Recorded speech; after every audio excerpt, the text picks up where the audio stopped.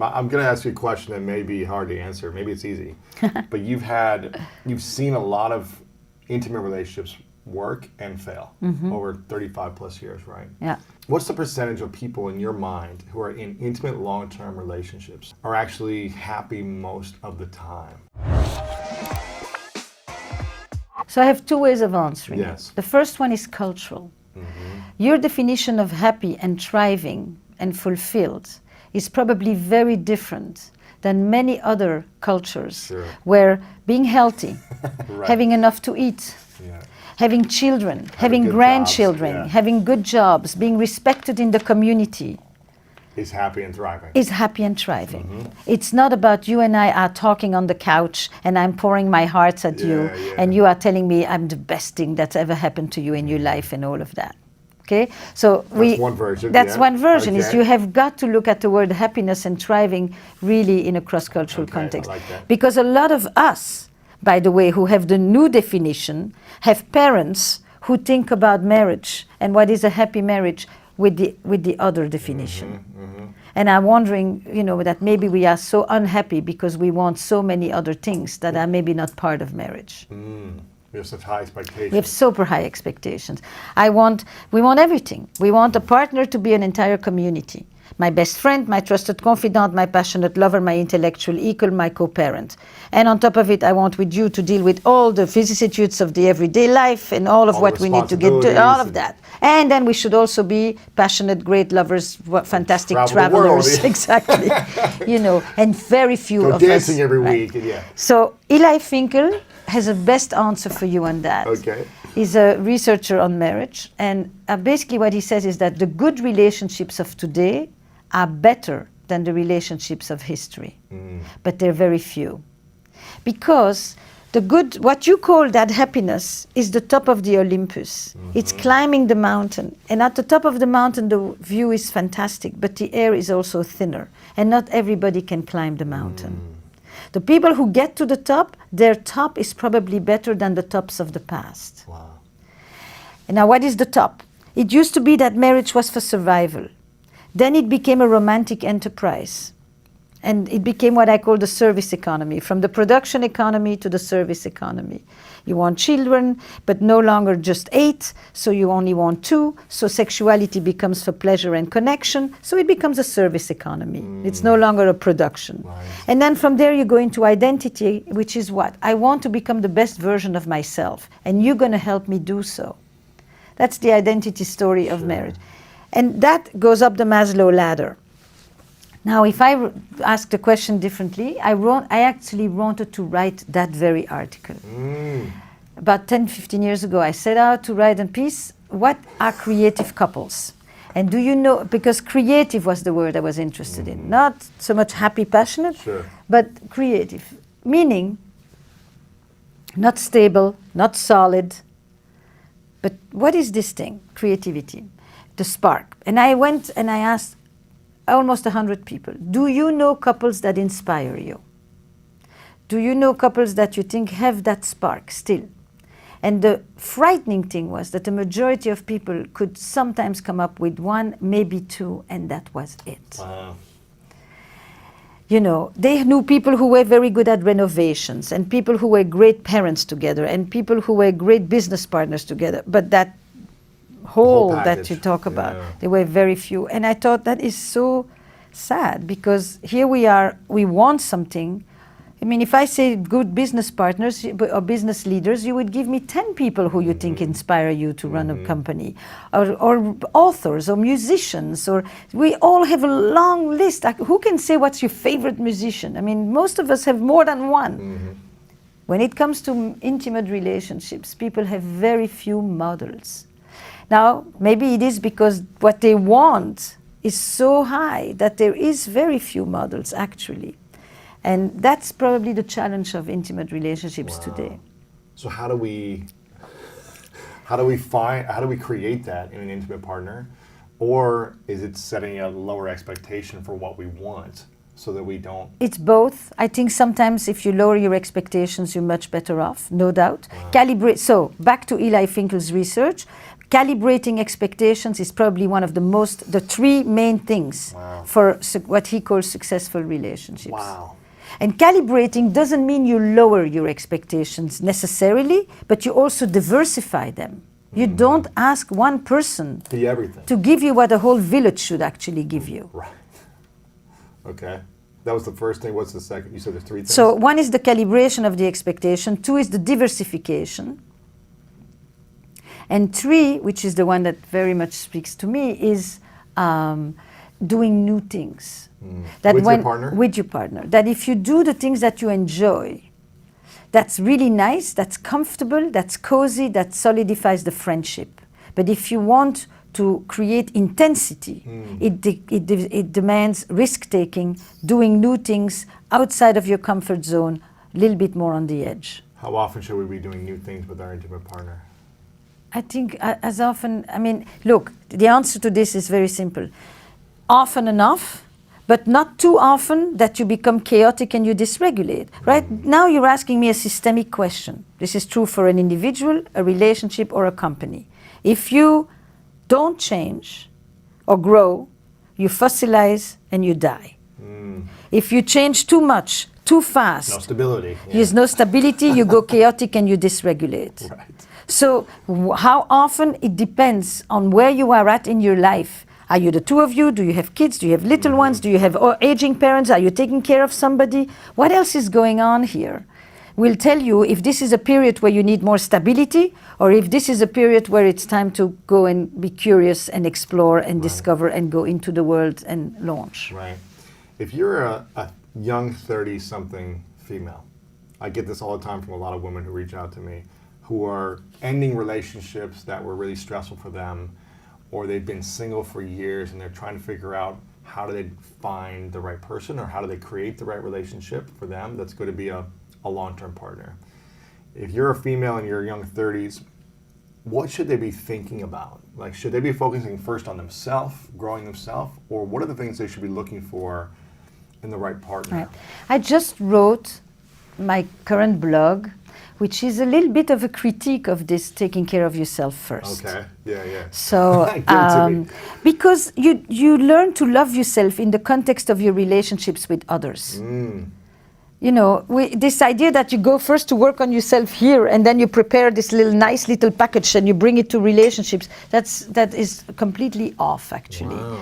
It's interactive. You need a good amount of self-awareness, but you also need to be in relationships because it's people who help you become more aware. Practicing it. Practicing it, but other people let you see who you are. It's by being with others that you get to know who you are, and not just by sitting there alone and say, who am I, who am I? Right. But this is a relational perspective on life, and I will stand by that. Wow. Read the newsletter. like that. I really poured myself into that one because I'm tired a little bit of this. No, what I will say to you, I'm tired of the go fix yourself First, and then go be in a relationship. Relationships help you to become who you are. That's what happens between children and their caregivers. The next thing is, instead of constantly thinking who's the right person I'm going to find, why don't you ask yourself, who do you want to be? Who should the other one be? No, maybe it's on occasion. Ask, who will I be as a partner? Who have I been till now in my relationships? How have I shown up? What is it that I do? Not just, finding the right person. Now, what does it mean to find the right person? And there I will say, the simplest way of looking at it is this. There are many people you will love, and they are not necessarily the same people that you will make a life with. Are you looking for a love story, or are you looking for a life story? Ooh, that's good. You understand? Yeah. There are many people have had love stories. This is a whole different story. I never thought for a minute I would live with these people. Take something else to have a partner in life with whom you're going to go through the pains, the sufferings, the challenges, all of that. So, can you have a life partner and still have a love story? Of course. You want the life partner to be a love story too. But the love stories per se are not life stories. It's different ingredients. It's different values. There's some things that you don't need in order to have a beautiful love story with someone. It lives in its encapsulated version on its own. You're not thinking, can I do this with you? Can I get old with you? Can I take you to my parents? Do we share similar? It's about values, life, not just about feelings. So when you're looking for the right person, it's not just what attracts you. It's who can you build a life with. How many values in common do you need to have with your partner, life partner? Because the important ones. There's not how many, but there are a few of them that are really like important. Which ones would you say that I'll make or give- break based on your experience? I think I'm not going to say them in order of importance, Yeah, but yeah. one of them that really matters is your relationship to others. If you are a person that values relationships, that sees the presence of others in your life as central, and you are with somebody who does not want community or does not know how, I mean, I'm talking not about what they would like to learn through you, but their value is you do things alone, you live alone, you rely on yourself, you don't bring people over to the house. I have a couple I just spoke with yesterday, and he loves to have people over, and nobody should come ever to the house. She wants Her space, the alone, whole yeah. thing, and I'm thinking, wow, this is a tough one. It's not just about the house, it's his whole life is about being with people.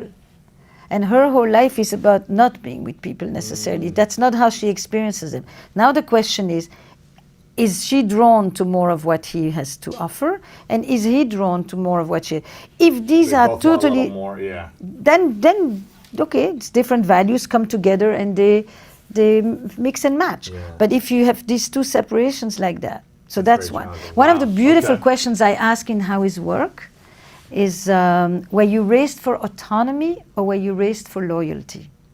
Were you raised for self-reliance or were you raised for interdependence? Which one would you say? For me, was that self-reliance meaning what? Nobody will ever help you as well as you can help yourself. You only have yourself to count on. Don't trust people. You're on your own, buddy.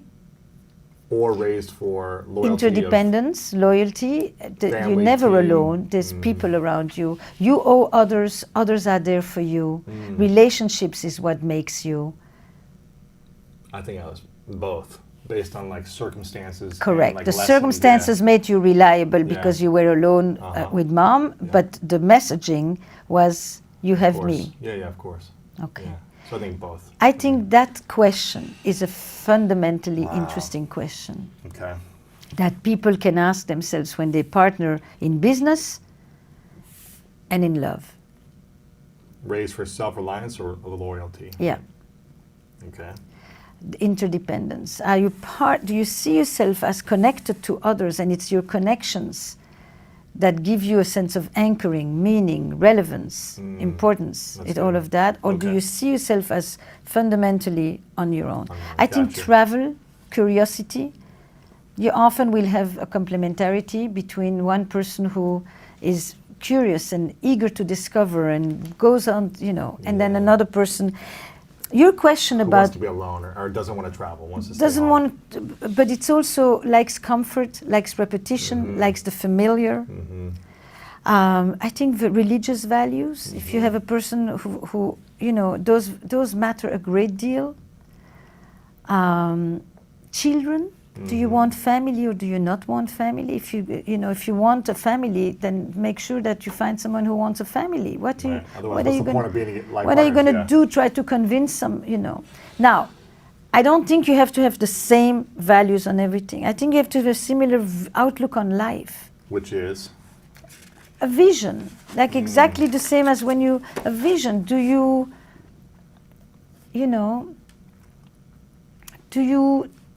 want to own a home? Do you think that economic achievement is important? Do you want to live in an extended family? You think that living intergenerationally really is important, and you have somebody else who says, I don't want your parents over. Do you want to live in more than one place? I think these are essential, money, feelings or emotions, religious beliefs, attitude toward life. It's not a specific value about something. A value is a cluster of things. Yeah. It's a cluster of importance, of systems of meanings. That's a value. And you may not find someone with everything is the same, but someone with a similar mindset, is what you're saying. An overall I met feeling. a husband of mine, with whom I am for more than 3 decades, Yeah. who had never left the US when I met him. Really? I never knew such a person existed.